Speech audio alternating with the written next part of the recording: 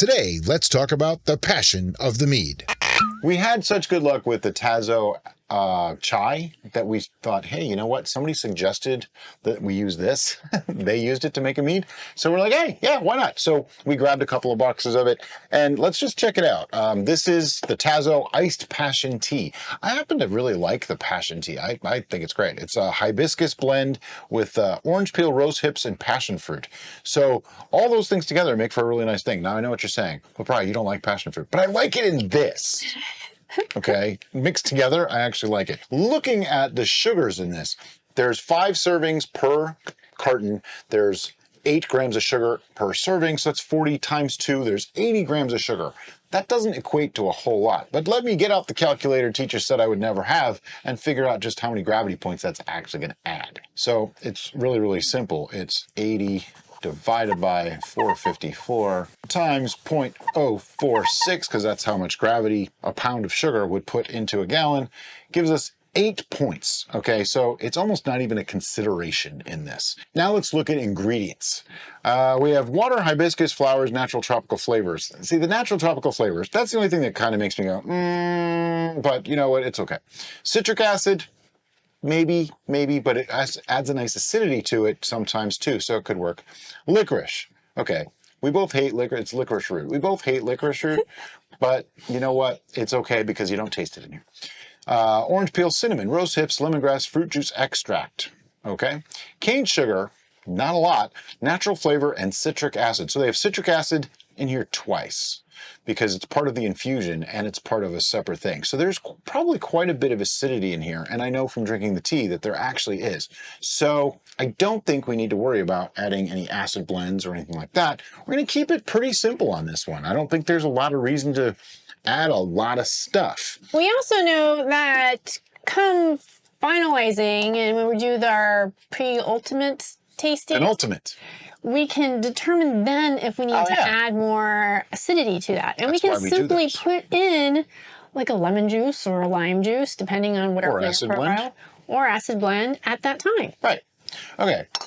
So today's honey is going to be Costco honey.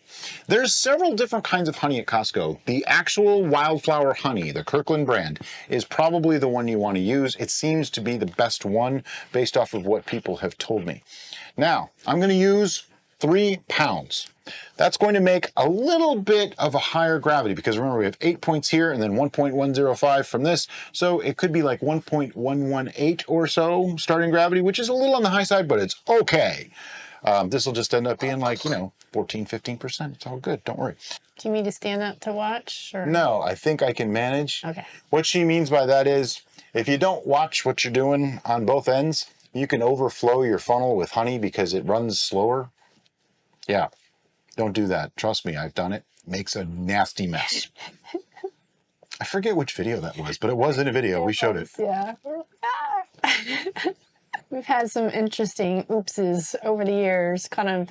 One of these days, I'm going to go through and find all of them and do a compilation. I think that would be hysterical. There's the one where we squirted the camera. Yep.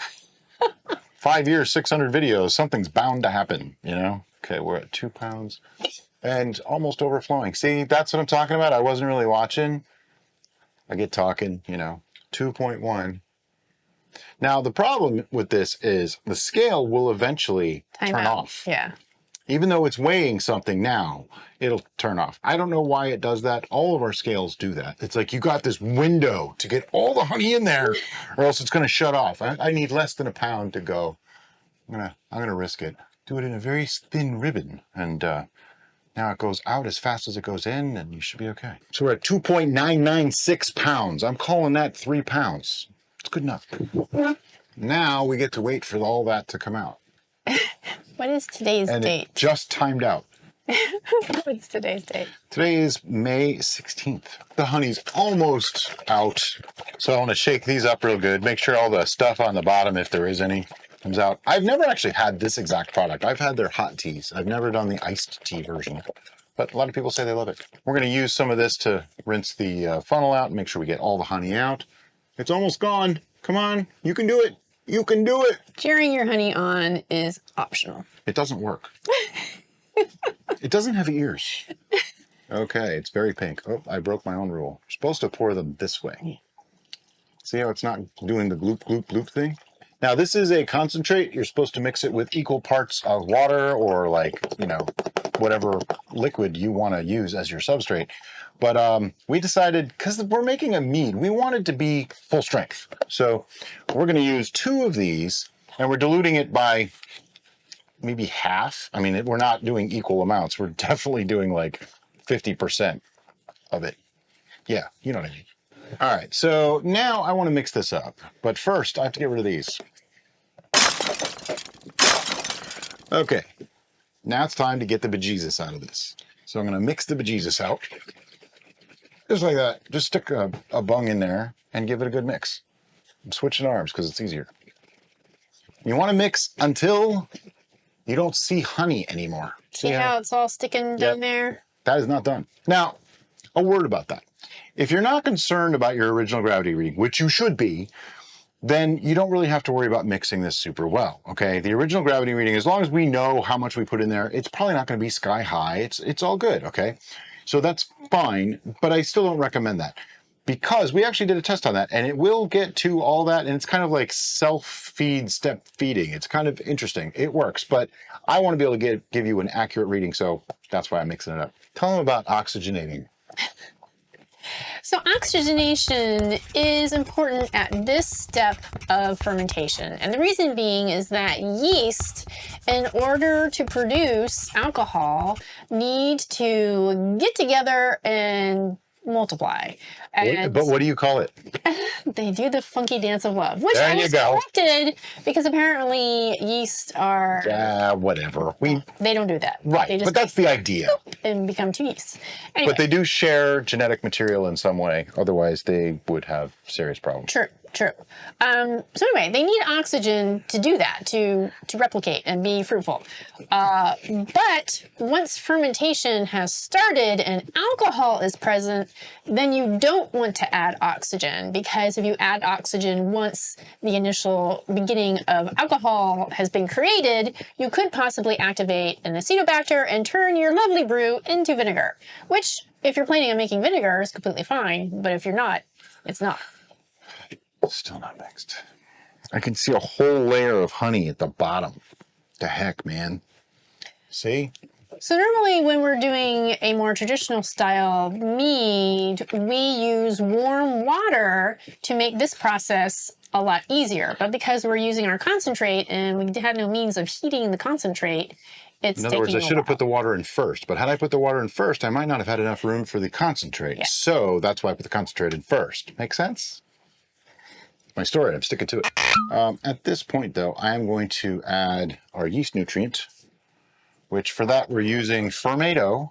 I have about 3 grams here, just because even though it's all natural stuff in there, you never know. You know, natural flavors. So that's a flavor. It's not necessarily natural. A lot of them come from various animals and insects. That's all I'm going to say on that. Look up vanilla flavor sometime. You'll know what I mean. And red. And red, yeah. Okay, so I just put it in a little bit of water just to help it dilute. Oh, may I have the funnel, please? Absolutely. I'm like, oh yeah, you're going to do that? I've done it. It's risky. Okay. And yes, yeast nutrient really is something you want to use in a brew like this. We don't know what kind of nutrient content is really in that Tazo tea, and we know that honey really doesn't have much, so it helps. We use it in almost all of our brews now. Actually, we use it in all of our brews now. Now, if you were replicating the ingredients that are in Tazo Tea Passion Blend with actual fruits and actual teas, then... Still do it. You may still do it. Not need it. Still do it. We use it every brew, and it has vastly increased the success rate of our brews. I don't know that it's changed them as flavor, but it's definitely kept some things from stalling that I thought for sure would stall. And this is where you have to ask yourself, just how greedy do you want to get? See how much foam? Feeling lucky, punk? Yeah. Well, you know what? This is probably going to overflow, but I'm going to do a little bit more. I should have directed that to him. I'm sorry. Ain't no punk. Okay, before I add more water. Shaky, shaky. Well, not just that. I'm going to take a reading because I want to know where this is at. If it's too high, then I'm going to dilute it a little bit more. And I have to mix it up, yes, because if I don't, then I won't have an actual reading and it'll be all weird and freak me out and I'll get nervous on camera and bad things. Can you actually invert it a few times? If I must. You must. Try not to make more foam. It's foamy. All right. Let's get a reading on this. In case I haven't said it yet this video, get a hydrometer. Trust me, you need one. Yes, you really do. I don't care how many times you've made this brew. I don't care how many times you've made another brew.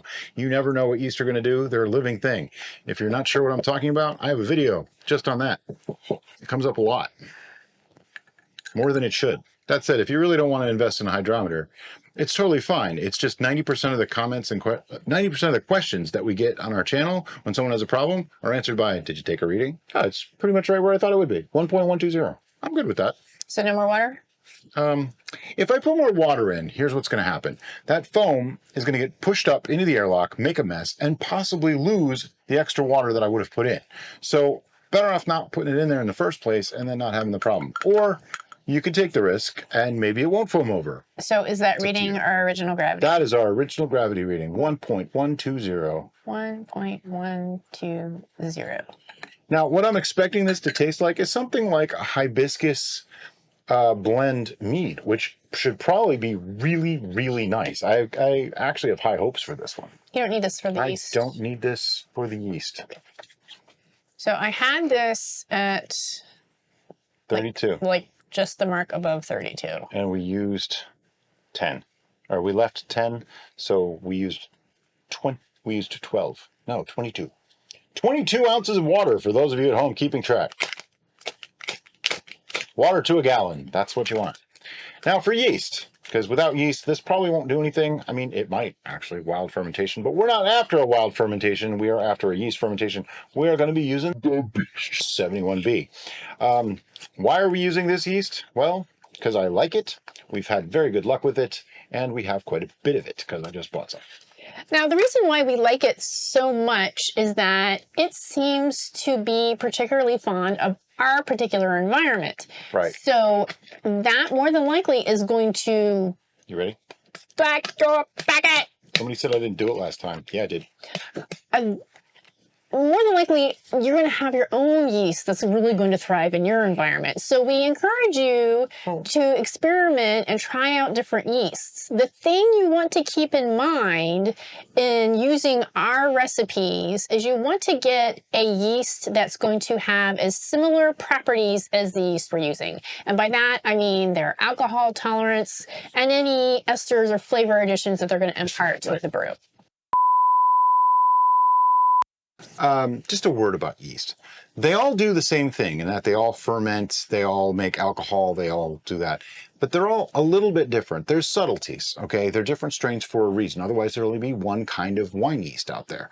Now, the subtleties can be drastic in some cases, but in most cases, they're pretty subtle. So if you can't get 71B, just about any wine yeast is going to work just fine for this. Will it be a little bit different than what we have here? Yes. But is it going to be like night and day? Probably not, okay? So that's something to keep in mind.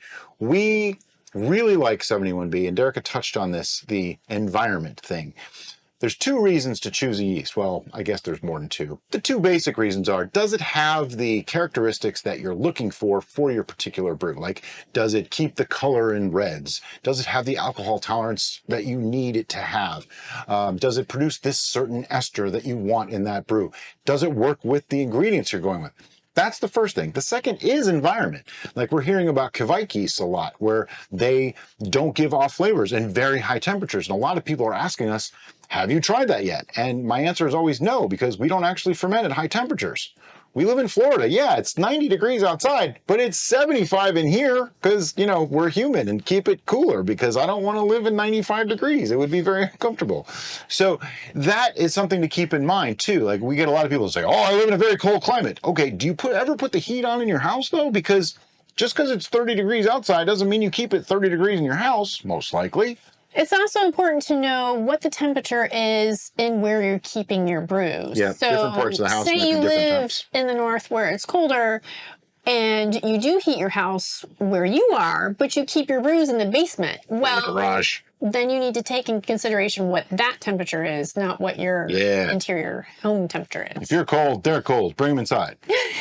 All right, so now we're going to put our airlock on there. Probably going to need a rubber band. Probably going to need a rubber band. Thank you for that lovely illustration. Yeah, I mean, you can dry these off too. It just, to me, it kind of defeats the purpose of sanitizing everything. If you're going to use something dry to wipe it off, you never know what's on there. You know, a minuscule piece of dust that's on that paper towel might have an infection and could ruin the whole brew. It could happen. So if you noticed, I was over here taking notes while we were doing this. So I have the name. I'm horrible at taking. The name of our brew, which is Passion Tea Mead. Passion Tea Mead. What am I saying? Tashin P. Tashin P. I don't know where the P came from, and I'm not sure where Tashin came from. Because I combined Tazo and Passion. Tashin P. Okay. Are we keeping that, or should we edit that out? I think you should start that whole section again. All right. And I might make that a blooper. Okay. All right, so you may have noticed that I was taking notes over here, and what I'm doing is the notes that we keep on our brews. So we're starting off with our name, so we're calling this Tazo Passion Mead. I have today's date, which is our starting date, May 16th, 2023. I have 64 fluid ounces of Tazo Passion Tea Concentrate, which would be 232 fluid ounces, right? Yep. We have 3 pounds of wildflower honey. We have 3 grams of fermented O. We have roughly 22 ounces of water, and we have a full package of Lalvin 71B. Our original gravity was 1.120. Good job. That's far better than the notes that I usually take. That's why she's doing it today. So I'm going to get some tape. We're going to put this on there, and what are we going to do? Gonna let it sit. It's going to fermentation station C in a week or two.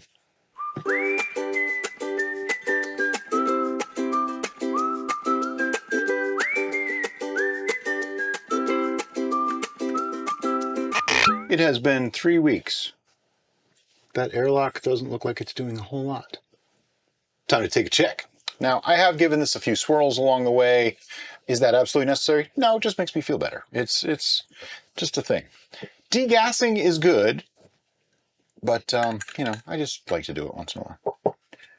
I have no idea if this stalled or if it's done or what. It's kind of like... We do have a really thick layer of sediment in the bottom. It starts about here. So yeah. But right now, this is Schrodinger's mead. Yes. Interesting color. It's not fully clear. That usually worries me when they do that. But this was made from a mix of stuff from Tazo. So who knows what they really had in there as far as preservatives or other additives. So I'm not going to hold that against it too much, but it does look like it's not fully done. There is some gas that I can see escaping as he's drawing the sample, and there is a layer of bubbles still at the surface level here that appear to be fresh. Yeah. So I think it's still going, just perhaps very, very slowly. 1.052. That's barely gone. I mean, that's unacceptable is what that is. All right, if you can do me a huge favor and start with today's date. I had to put a line. That was perfect. So we started at 1.120, and now we're at 1.052. So it moved like 68 points. To me, that sounds like it's time for some yeast hulls. Yeah, yeast hulls, definitely. So, yeast hulls. What are yeast hulls? They are literally just dead yeast. And we like to use them to restart stuck fermentations because there's nothing in there that's I hate to use the word chemical because everything's a chemical, and you know what I mean. There's no additives here. What we're giving is more dead yeast for the yeast to use as nutrients. They are cannibals. That is the thing. And I'm just going to put in a teaspoon of yeast hulls here. Yeast hulls are kind of like nutrients light. They don't contain a lot of nitrogen, which, from what I understand, adding nitrogen at this stage would not be helpful. So that's why this works really, really well. It gives them a little bit more to work with without adding nitrogen. That's my understanding. My story, I'm sticking to it. Would you like to swirl at this moment? I am going to put the... Because I see a blob. Oh yeah, we're going to put the airlock back on, and I'm going to shake the bejesus out of this. Because that's the second aspect to it, is you want to fully degas as best you can, and you want to mix everything up, get everything back up into suspension, and let it do the best it can. And I know for those longtime viewers, we may maybe sound like a broken record, but the reason why we're degassing at this stage is that the gas that is still in suspension is part of the byproduct, the waste product of the yeast. And so if you can get any of those waste products that are unwanted out of the solution, then the yeast may be more happy. They may be there's quite a bit of gas in it. Pleasant environment. We don't want to get rid of the alcohol because that's the whole reason why we're using the yeast in the first place. But that also is a waste product for them. Now, something that's come up recently, I've looked into how much nutrient you should use, things like that, without getting into like the slightly more complex TOSNA scheduling and things like that. I did look at some of the calculators because we had a viewer who told me that he routinely uses 8 or 10 grams of Fermate O in a 1 gallon batch, depending on the gravity that he uses. And for the gravity that we use, he would do 10 grams. Now, he said he's been doing this for 30 years. Got to give the guy a little bit of benefit of the doubt. It sounds a little bit outrageous to me. I'm curious, what are your thoughts on that? What do you guys think is best? We've been going with, believe it or not, higher than the recommended amount of Fermate O. It's 1.5 grams per gallon. We've been using 2.5, even 3 grams on this one. I'm seriously considering just adding more because we've had a few stalls recently and they're unexplainable stalls. There's no reason these things should be stalling. This one, 1.120, that's really not that high of a gravity. It's 20 points higher than our ideal start, but we used 1171B. It should be able to handle that. It's stalled at 1.052. Now, my explanation for this is that we used a Tazo tea blend in order to create this. So there may be something within that blend that is going to inhibit fermentation as a preservative method. That is totally a possibility. Another idea that I have is it possible we got two things, a bad batch of 71B that we just got, and some of the other yeast that we've been using are so old that they're out of date. That is possible. Possibilities. We don't really know. So we're still keeping our eyes open, trying to figure these things out. And that's why we love being able to do videos like this for you guys, because whether we succeed at making an amazing brew or it fails miserably, we learn something and we get to share that with you. So you hopefully can either avoid our mistakes or share in our success and be able to replicate it for yourself. To continue a little bit on the discussion about yeast nutrient and its addition to a brew, we have found research that too much yeast nutrient added to a brew is a bad thing. Especially when you're not using, like when you have the ones like Fermate K that have DAP in them. Too much of that will change the flavor of your brew. It's not good. It's not healthy for you either, but I mean, you know, neither is alcohol, but we're not going there. But that's the gist of the whole thing. Too much of anything is not a good thing. So what are we going to do with this now? I'm going to let it sit. Give it some time. I see some gas coming out still. I'm going to probably shake this up a little bit more. Yes, I'm a little disappointed. It's going to go in the fermentation station. We'll see you when it's done something else. Okay, so it's been like a week. So let's find out what it's doing now. It cleared out. That's usually a very good sign that fermentation is done. Now, doesn't mean that the yeast just gave up, or is it actually fermented out? It actually is really nice and clear. That's a little surprising. Stuck fermentations usually tend to stay cloudy longer. This is almost 4 weeks to the day. It is, I think, exactly 4 weeks to the day. It was at 1.052. It is still at 1.052. So that makes me think a couple of things. Is it possible that there's non-fermentable sugars in there? Maybe, but I don't think so. We've been using Lalvin 71B a lot lately, and we've been having a lot of stalls with it lately. And someone in our VIP also bought 71B lately and had stalls with it. I think we bought them around the same time. Oh. Is it possible we have a bad batch? We had this happen with D47 years ago. There was like a whole bunch of people said it too, all around the same time. I'm seeing a commonality here, and I don't want to actually verbalize that commonality. What's the commonality? Lalvin. Yeah, I hate to say it. I mean, we're not blaming Lalvin, but that is a possibility that there's a bad batch or one batch the way it was stored, because the other guy lives in Florida too. See. It's possible that wherever the distribution center came from for Amazon, which is where we both got it from, that one box or whatever got too hot, whatever. It could happen. We're not saying that is the answer. Sure. There's a lot of things that could have been. But for now, let's give this a taste and see what it tastes like. I mean, for all we know, maybe it's ready to go. Let me get a glass. I'll be right back. Okay. So what you doing? I'm going to... There you go. Yeah, what am I doing? I don't know what I'm doing. So we're going to get a taste of this, see what it tastes like, because if we like it, maybe we'll just pasteurize and bottle it. Now, you might be wondering, why would I say pasteurize it if it's stuck? Because you never know if it'll start up again. There's still sugars in here. There's still live yeast in here. That's just a dangerous combination. It smells amazing. It really does. I smell the Tazo. I like the Tazo Passion Tea. I've never had their cold brew tea, which is what this is, but it's nice. It's a little on the sweet side. Just a little bit too sweet, but it's nice. Let me do some quick calculation here, because this actually produced a decent amount of alcohol.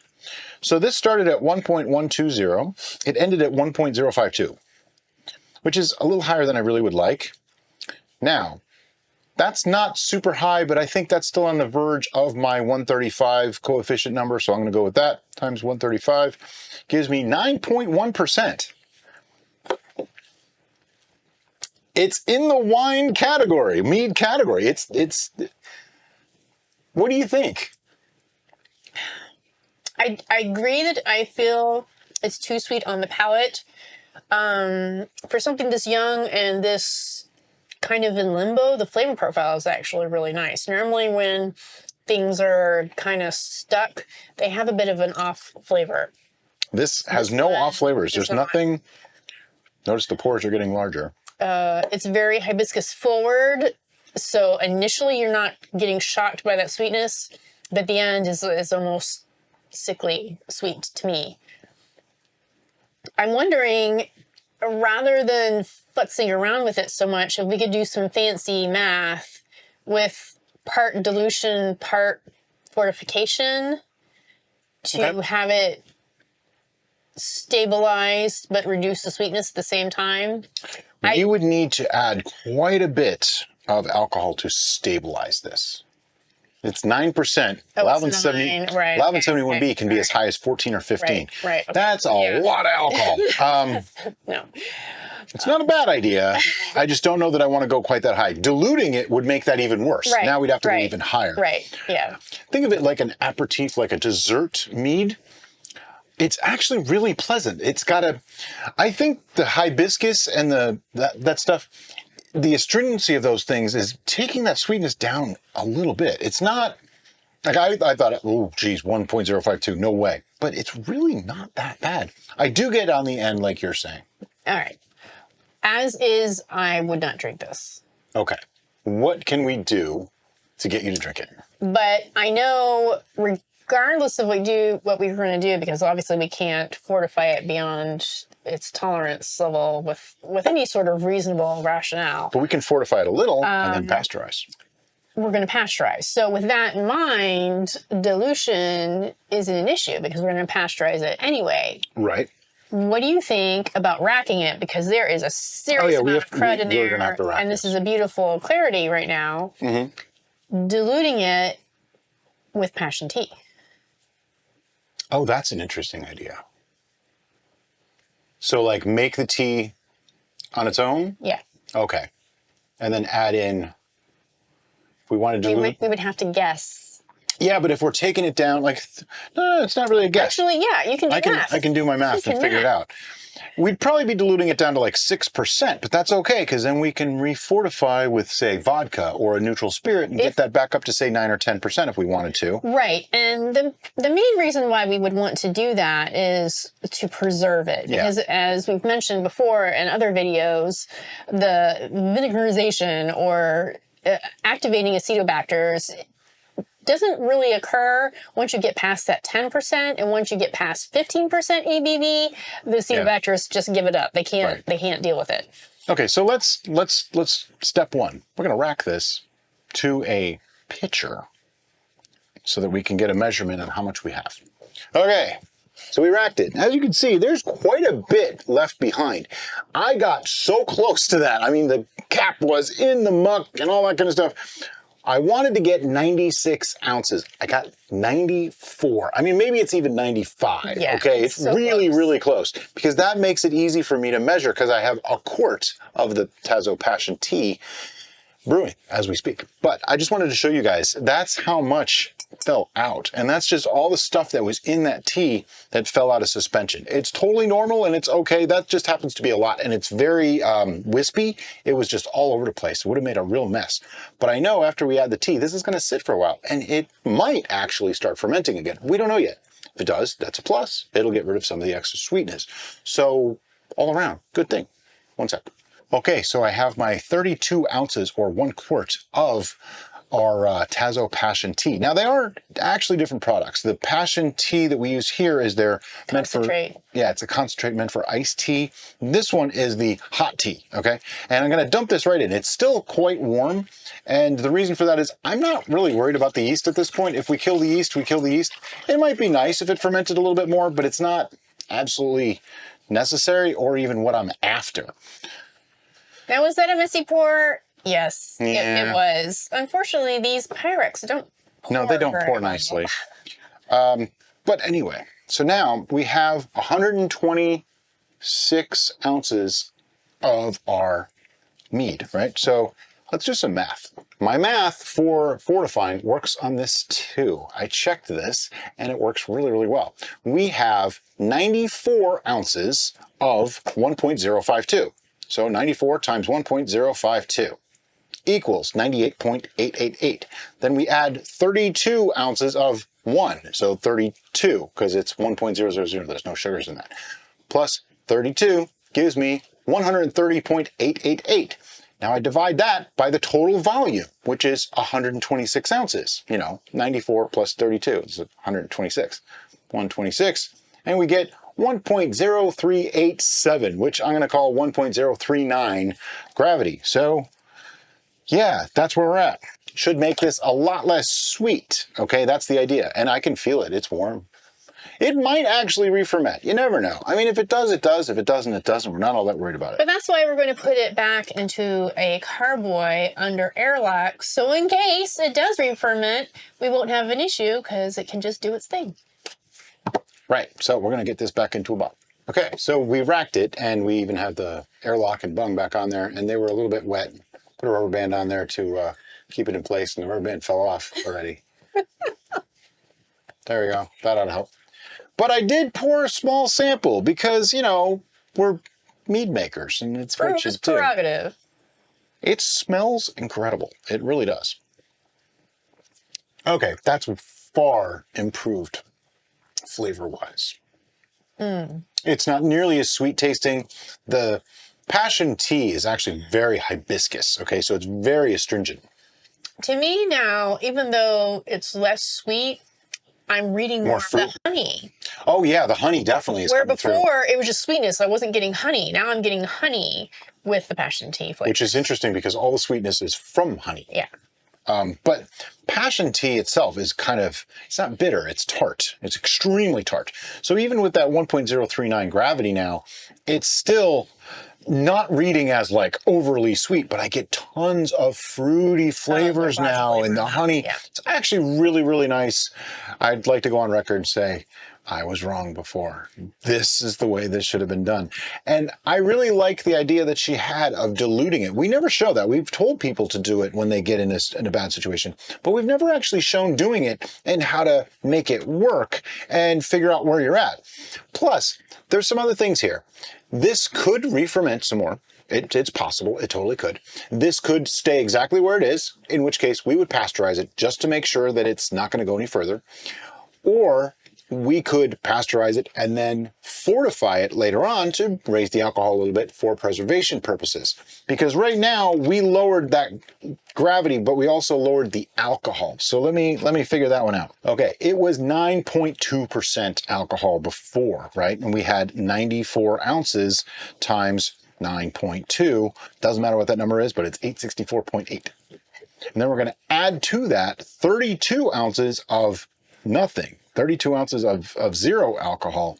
So really it only counts towards the total volume, right? So it's 864.8 divided by 126 ounces gives us 6.86% now. So this is just under 7%. Not exactly great for preservation. So what we might end up doing, maybe, who knows, we're not sure yet, is we'll add some vodka or Everclear to this to bring it up to like 9 to 10%. Not a tremendous amount, just enough to get it into the preservation stage, but that'll be after we pasteurize. That way it can't ferment. And I know, pasteurizing and fortifying.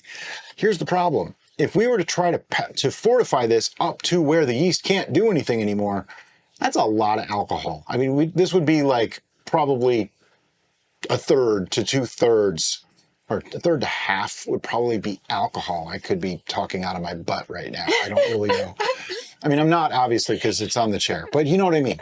So it'd be a lot more of the alcohol than it would be of the mead. And I'm afraid that would dilute the mead's flavors far too much. This tastes wonderful, so I'd like to keep it as close to this as possible. So did we have an idea of what we're going to do before we started filming today? Absolutely, positively not. Oh no, we knew what we were going to be doing, but we didn't do any of that. We did something completely different because, you know, things change. Basically what I'm trying to say is that it's important to know that you have options and your options are nearly endless. They're only limited by your imagination.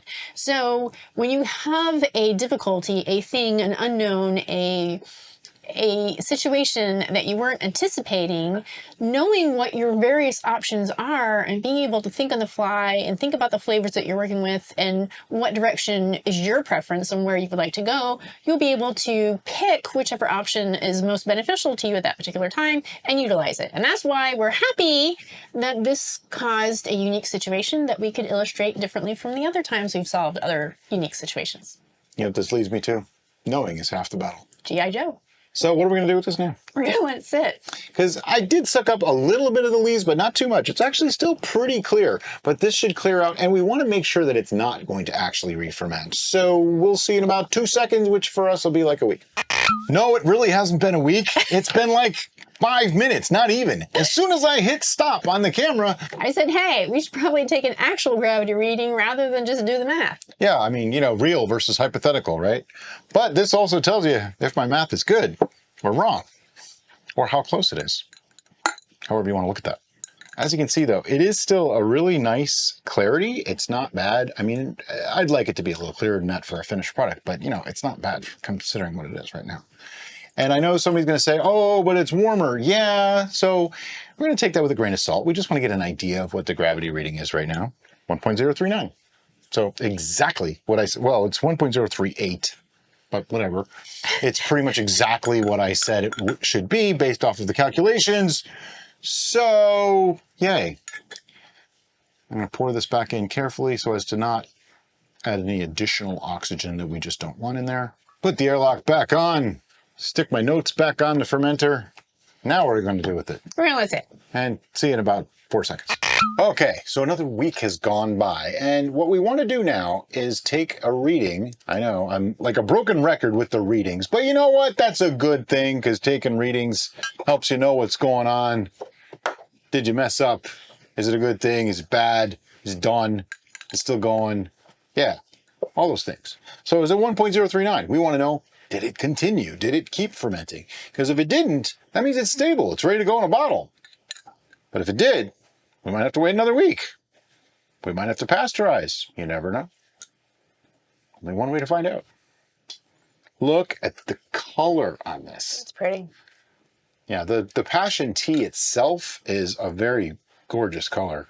And then we added that into the mead that was already here. So, wow, that did not move. Yeah, that did not move. Cool. Excellent. Okay, so here's what we are going to do. Now, before you pour it into that particular vessel, I should be pouring it into the other two. We're done. Let me go get the actual tasting glasses. Okay, so feeling all kinds of sciencey here, you know, pouring right from the test tube kind of thing. Graduated cylinder. It's not a graduated cylinder, by the way. Yes, because it doesn't have. It doesn't have graduations. It does not have a diploma. It's the ungraduated cylinder. Okay, so this color makes me oh so happy. It is this beautiful peach red combo. It's a 42 for clarity and color. It's just incredible. It's like a sunset in a glass. It is hibiscus. If this is the hibiscus that ever hibiscus. That. But it has like a sweetness to it. There's almost an orangey thing going on. I get a little bit of orange in there. All right. Touch of lemon even. Okay, it's sweet. Don't get me wrong. This is still on the like dessert sweet end. But wow. It's got a lovely flavor all around. That's really nice. I'm at a loss for words. I need the baster again. Gonna need more. I only have the test tube. All right, so one of my favorite things about this is that there is a lot going on in this glass. So do you want to take them on a trip? Okay. First off, I would like to go as, here's my summary. This is hibiscus flowers in a glass. But let me take you on a trip. On the immediate entry, I do get the slight astringency that you do get, like the tartness that you get from hibiscus, for just a split second. And then immediately it turns into floral sweetness, very nicely floral. And I'm getting the honey coming through too at that point. As it gets to the mid-mouth, the mid-range, the sweetness is now fully enveloped, okay? So it is very sweet. But now the tart properties of the hibiscus are starting to come in like from the cheek area, and they're just taking that back down. The finish is rather long, and the exhale is definitely very floral, very hibiscus. I do get kind of an orange citrus note coming through in the mid to the finish. You were talking about orange lemon. For me, it's very separate.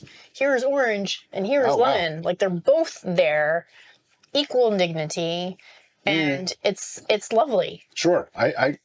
I'm getting it as they're both there at the same time, so it's orange and lemon. Right. But yeah, I see what you mean. Like you can definitely pick out that it's orange and lemon is what you're trying to say. Mm-hmm. This tastes more fruit punchy than you would expect. Mm-hmm. And that's probably due to the sweetness level. It's like a citrus fruit punch. Yeah, I'm going to blame the concentrate for the stall, although it could have been it's too acidic. We didn't check the pH on this one. Right. So there is a possibility. That's probably actually a high likelihood. Yeah, the pH is probably high likelihood. And this is something going forward we are going to start checking on. On this one, it's a little late. And this is fine. And this tastes fantastic. Not necessarily something you want to drink every day. There is quite a bit of sugar in it. But, oh, wow, it tastes so good. So we do have a new system for tastings. I know what you think. Another new system? Yeah, we're going to give 2 scores from here out. We started this recently. Just spur of the moment in a tasting, like, 2 hours ago on another video.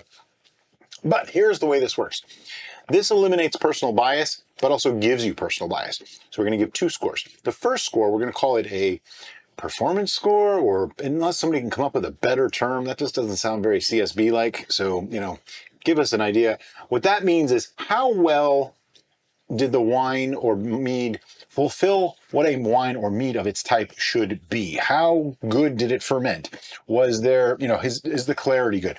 All the real non-biased things, like as a fermentation, as a mead or as a wine, how is it? Regardless of personal taste, okay? Trying to be unbiased. And then we'll have the personal enjoyment, which again, we need a better name for that too. And this comes down to, do we like it? How do we like it? Like I may like things that she doesn't like and vice versa. But we actually, in the other video, we both gave a 9 for performance on something, and she gave a 7. I gave a 4 for enjoyment. So that just shows you there's times that I appreciate that this is a well-made thing. I just don't like it. And vice versa. I may like it even though it's not a well-made thing. So it can work both ways. And I think giving you more information can help with you making decisions as to what you like based off of what we say and do. Because there's been a lot of question on that. And I'm always kind of playing my personal bias against is it done correctly, and I'm having to like average my score, and it just makes it more difficult. So I think the 2-score system, even though it makes stuff more difficult for Derica with the paperwork for her score sheet, it actually, I think, gives you better information in the long run. So, and now I totally forgot all of my numbers and everything. I need more. So we're starting with the performance, and this is our judgment on how this has come about and how representative it is of what it is, which is a Tazo Passion Mead. So technically this would be like a metheglin slash, yeah, this is a metheglin because it's technically herbs and spices. Yeah. Wow, this doesn't taste anything like a metheglin that I've ever made. Tastes more like a rose mead or something. So one of our admins, Adam, made a point that I actually agree with 100%, and he thinks that there should be different names for spice and herb. Spice versus herb, because they have Spiceaglin and herbaglin. Hey, there we go. Spiceaglin and herbaglin. We're calling it right now. If enough people use it, it's canon. It becomes a thing. So all you city steaders out there, start calling them Spiceaglin and herbaglin. Good to go. I broke her. That's so awesome. So this would I'm not wrong though, am I? This would be an herbaglin. This is an herbaglin. This is a flower-aglin, is what this is. Floraglin. Floraglin. See, we're just going to make up our own names for stuff now. Oh. Anyway, so are you okay? No. On the performance, what we're looking at for that is, as a fermentation, did it work well? Did it clear? And it's not just how the fermentation went, it's more the finished product. Okay, so in this case, we know it stalled. We know we had to augment. So that's going to play it down a little bit, but we have to look at the final product. Is it of a quality that's good? Is there off flavors? Is it cloudy? Is it weird? You know, is there strange stuff? This is beautiful, first off. So I pretty much have a performance number ready. 1, 2, 3, 10. 6. I'm giving it a 10. And I'm giving it a 10 for performance because it is a Tazo Passion Mead. And this is 110% a Tazo Passion Mead. I'm definitely getting the honey notes. I am definitely getting the Tazo tea notes. The clarity and color make me oh so happy. And regardless of the process, I feel that this has accomplished the pinnacle of what a Tazo Passion Mead would be. I have nothing technically that I can deduct from that score, and that's why I stuck with a 10. I can appreciate your opinion and offer a contrasting one. I give it a 6 because as fermentations go, this was problematic. It stalled. It did not finish as it should have. We had to augment it with something that we never intended to augment it with, and it ends up at a 6.86 ABV where we were really hoping for more like 13. So to me, from a technical standpoint, it's a bit of a failure, but as she said, the end result is gorgeous. It's beautiful. It's nice and clear. It doesn't have off flavors. It doesn't have anything weird like that. So that's why I gave it a 6 and not lower. From a technical standpoint, to me, it wasn't a success. And that is why we both give a score, because they can be vastly different at times. And we're judging them based off of slightly different criteria, and that's totally okay. Enjoyment aspect. So you're basing it more on the journey. I was basing... I'm looking at the journey and the end result. Both of them coming together. What did we have to do to get there, and what does it end up as? I was just trying to oh, no, that's illustrate. Fine. That's fine. I agree. Why there were vastly different numbers. Yep. All right, so personal enjoyment. Personal enjoyment. I need more. I don't know how many times I've gone back now. Is this 3, 4, 12? I don't know. Do you need more? I don't need more. You don't need more? I don't need more. All right. I had my numbers figured out a long time ago. I may need more. No, I'm just kidding. All right, are you ready for the personal enjoyment score? Okay. 1, 2, 3, 9.5. There we go. I'll just start this one. On personal enjoyment, this is wonderful. It's a great tasting mead. I can taste the honey. I can taste the hibiscus. You immediately would know this is a hibiscus mead. And that it is a 100% success. The only thing I would take down for is it's a little too sweet. Yep. It's just a little bit too sweet. If it was just a little bit lower, like maybe 1.030 or something like that, it might actually be just fine. The tartness of the hibiscus keeps that sweetness in check, but not quite enough. Yep. It's close. Yep. So 9.5. But you see the difference here, you know? Performance versus enjoyment. Sometimes one is higher, the other one's lower, and you just never know. I think it's really interesting to me that on the previous one, since this is a brand new, just today, re-scoring situation, the previous one, we agreed on the performance and then we disagreed on the enjoyment. And on this one, we disagreed on the performance and we agreed on the enjoyment. Yeah. Anyway, try this. If you want to do it exactly the way we did, just follow the steps and it'll be fine.